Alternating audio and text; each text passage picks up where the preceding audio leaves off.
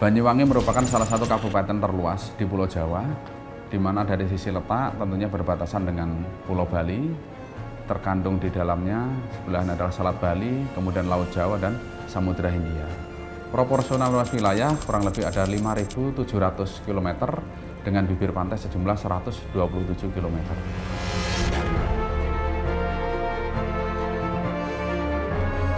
Jalan darat antara Pulau Jawa ke Pulau Bali hanya terhubung melalui proses mekanisme arus lalu lintas jalur distribusi perorangan dan barang melalui Pelabuhan Ketapang dan Gilimanuk. Kaitan bagaimana Polres Banyuwangi menjawab tantangan dan tuntutan masyarakat.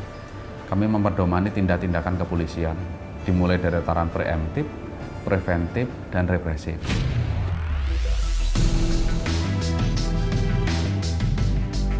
Masyarakat yang ingin memanfaatkan teknologi informasi. Beberapa hal kegiatan dinamika tersebut kami himpun dalam satu wadah yang namanya One Click Service Polis Banyuwangi. Ada beberapa kegiatan fitur yang ada di dalamnya. Yang pertama adalah terkait dengan Banyuwangi Children's Center. Pelayanan yang diberikan tidak peduli terkait dengan batasan ruang, tempat, jarak, dan waktu kegiatan. Pelayanan tengah malam pun kita bisa memberikan akses, kemudahan sekaligus akses pelayanan melalui kepala desa, Babin Kamtipmas, Babinsa, dan tokoh masyarakat. Itulah kelebihannya. Dan kita bingkai melalui 3 flow chat, yaitu melalui SMS Center yang kita memberikan akses kepada masyarakat bebas, bisa mengeksplor di situ, bisa mengadukan keluhannya atau bisa menyampaikan kesaksiannya terkait dengan kejahatan-kejahatan yang dimaksud, kemudian masuk ke dalam server kami, kemudian masuk ke dalam beberapa WA group yang terdiri dari Bupati, Pak Bupati sampai dengan Kepala Desa, dari Kapolres sampai dengan Babin Kamtipmas dan Babinsa, kurang lebih seperti itu.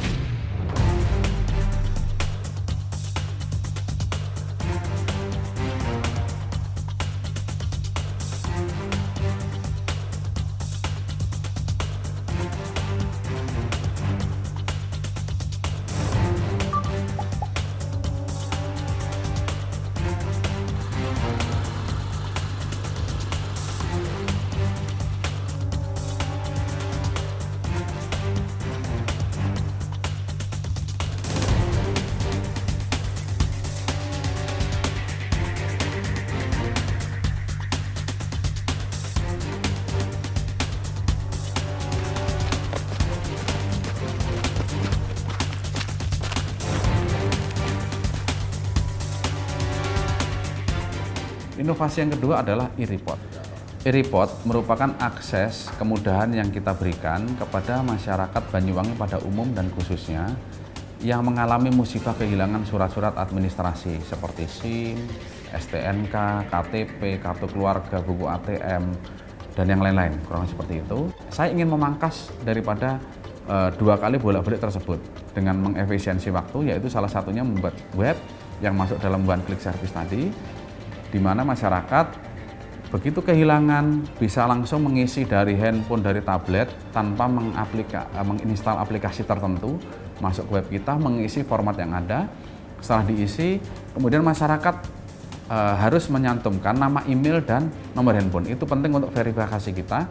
Setelah itu nanti di kolom bawahnya akan ada pilihan. Apabila hilang KTP syaratnya apa, apabila hilang kartu keluarga apa, apabila hilang kartu ATM dan yang lain syaratnya apa.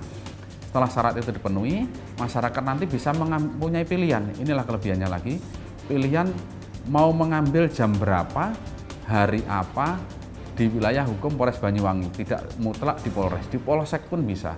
Membuat laporan diterima di Polres, nanti mengambilnya di Polsek itu bisa. Sehingga ini efisiensi waktu, dari waktu yang terbuang dari masyarakat bisa tereduksi dan masyarakat bisa mengoptimalkan daripada waktu sibuknya.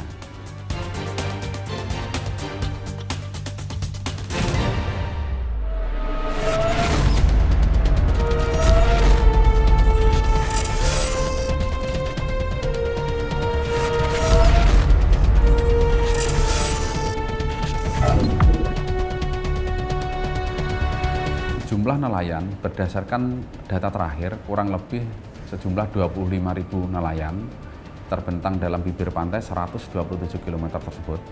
Perlu diketahui bahwa nelayan-nelayan tersebut ada beberapa yang berpotensial menggunakan model pola penangkapan ikan yang tidak ramah lingkungan atau membahayakan orang lain. Bahkan bisa membahayakan apabila direkrut oleh paham-paham yang tidak jelas. Bentuk kegiatannya adalah dengan memanfaatkan bahan peledak atau bom. Kita tahu bahwa bom ikan dengan bom beneran sebenarnya itu ya bom beneran, bukan bom ikan, cuma diaplikasikan di laut sehingga analognya menjadi bom ikan atau istilah lokal menggunakan istilah bondet. Kaitan perubahan kegiatan tersebut, ada beberapa hal yang memang perlu saya akselerasi, saya tindak lanjuti, yaitu saya mempunyai tagline yaitu change mindset. Salah satu program change mindset saya adalah saya tidak mengedepankan proses penegakan hukum yang terhadap para pelaku bom ikan tersebut, karena ini mata pencarian. Dia melaksanakan pengeboman ikan, dia ambil ikannya, saya tangkap, saya proses, kemudian dikirim ke kejaksaan, pengadilan, kemudian vonis. Diharapkan, sebenarnya kita mengharap dengan vonis tersebut adalah rasa jerah. Tapi yang terjadi adalah setelah keluar dari penjara, mereka kembalikan melakukan siklus yang sama, merusak alam lingkungan yang lainnya. Ini yang menjadi pikiran saya. Terlebih-lebih dengan isu-isu globalisme, isu terorisme ini akan rentan apabila terjadi dan dimanfaatkan oleh orang-orang yang tidak bagus atau tidak berhak, kurang lebih seperti itu. Karena dia mempunyai skill. Branding saya adalah dengan memanfaatkan satu saluran, yaitu dengan saluran-saluran tadi. Melalui pola pendekatan, pola asistensi, melalui asistensi selam, asistensi terumbu karang, memang itu sangat-sangat bermanfaat bagi dia. Pada awalnya kita akui bahwa adanya resistensi dari beberapa pihak yang menganggap bahwa hasil yang didapat itu tidak sebanding dengan mengeksplor alam dengan cara-cara yang easy going tadi seperti itu. Banyak kerusakan tentunya, tapi hasilnya maksimal. Tapi dengan pola-pola terumbu karang, pola pelestarian lingkungan, kemudian mengalihkan dari seorang mindset pengebom ikan menjadi pemandu wisata tadi, tentunya ini dapat bermanfaat bagi keluarga sekaligus mengakhiri itu semua. Dan alhamdulillah dengan waktu beberapa bulan yang ada, 6-7 bulan dari waktu yang ada, mindset ini sudah terbentuk di kalangan mereka. Tataran preemptif salah satunya adalah yang dilakukan oleh anggota saya namanya Suhardi.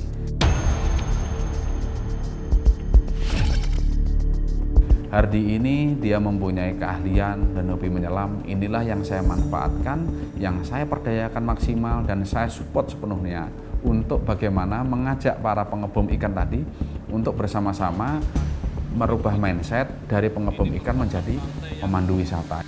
Asistensi-asistensi yang sifatnya informatif. Misalkan ada beberapa kegiatan yang disinyalir ada bom ikan terjadi di sini. Bukan Polri yang menjadi ke depan semenjak adanya kita bentuk kerjasama ini, tapi adalah dari mereka-mereka sendiri yang akan mengajak dan mengakselerasi teman-temannya merubah mindset itu sendiri.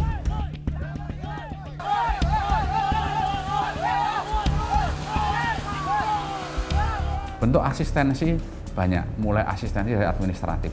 Kami mengajukan ke pemerintah daerah berkomunikasi melalui jalur non-formal dengan memberikan lapangan pekerjaan, artinya memberikan lahan, kemudian menguruskan izin, kemudian sampai kita membroadcast satu tempat kegiatan wisata melalui media sosial yang ada. Salah satu adalah Instagram, yang mungkin bisa dilihat di Bank Sharing Booth.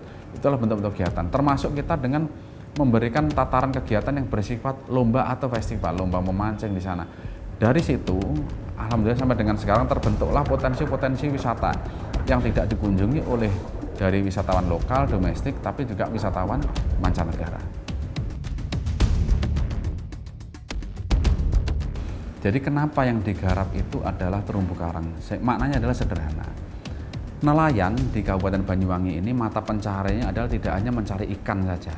Di situ kita bisa klasifikasikan mencari ikan untuk konsumsi, ikan hias, dan yang satu lagi adalah terumbu karang. Sebenarnya terumbu karang ini sehingga sudah menjadi budaya dia. Merupakan salah satu kegiatan yang mudah bagaimana terumbu karang dilestarikan karena para nelayan pembom ikan ini mengerti bagaimana klasifikasi terumbu karang yang berbudaya, yang berpotensi untuk dijadikan rumah ikan. Terumbu karang yang menjadi rumah ikan itulah yang menjadi tolak ukur atau sasaran tempat wisata atau tempat diving, terutama yang diminati oleh turis-turis mancanegara. Khusus dengan daripada pelestarian terumbu karang tadi, itu dilaksanakan juga oleh Suhardi melalui menyelam. dengan pola cara bermain. Jadi tidak langsung menggelar pelatihan terumbu karang, tidak, tapi sambil main, sambil disadarkan. Sepeda motor yang kami masukkan ke laut itu sebagai salah satu wahana hiburan. Itu kami peroleh dari beberapa rekan saya yang mempunyai sepeda-sepeda bekas bertahun-tahun tidak terpakai. Itu kita masukkan ke dalam laut. Merupakan salah satu wahana penghibur. Mungkin ada salah satu daya tarik sendiri, orang minat merasakan sensasi bagaimana menaik sepeda motor di dalam laut. Nah, kurang lebih seperti itu makna filosofinya.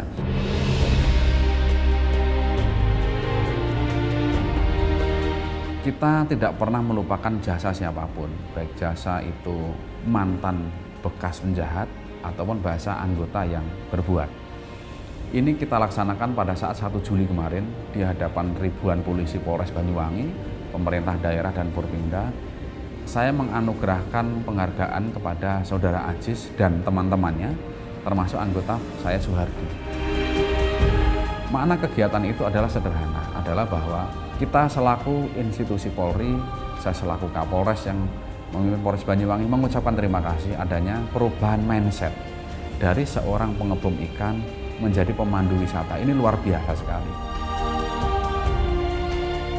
Mereka-mereka yang pembom ikan ini, yang mantan-mantan bomber tadi, tentunya ini yang malah memberanikan diri. Mereka sukarela untuk membantu menyelamatkan sesama korban manusia yang terjadi di Rafilia. Itulah faktanya, dibantu oleh anggota Polair. Harapan ke depan, daripada pelaku bom ikan ataupun pelaku-pelaku kejahatan yang lain, tentunya masih banyak pola-pola yang bisa dikedepankan untuk mencari mata pencarian. Bom ikan memang salah satu cara yang mudah untuk menangkap ikan, tapi ternyata ada salah satu potensi wisata yang besar sekali, lebih banyak manfaatnya daripada kita manfaatkan ikan lagi. Salah satunya adalah dengan pemanfaatan wisata terumbu karang atau kawasan wisata-wisata untuk snorkeling, diving. Dan ini sudah menjadi bukti nyata, bisa dilihat di kawasan perairan utara Banyuwangi atau di kawasan Watu Dodol. Alhamdulillah ya, Kapolres Banyuwangi ini sangat dekat. Dia mau turun ke masyarakat. Jadi paradigma lama ini sudah berubah. Kalau dulu, polisi adalah lembaga yang ditakuti oleh masyarakat. Kalau sekarang, Banyuwangi khususnya ya, ini sudah bersatu dengan masyarakat untuk membangun dan untuk melestarikan. Ini yang menjadi dasar saya sehingga teman-teman ini betul-betul sadar. Malu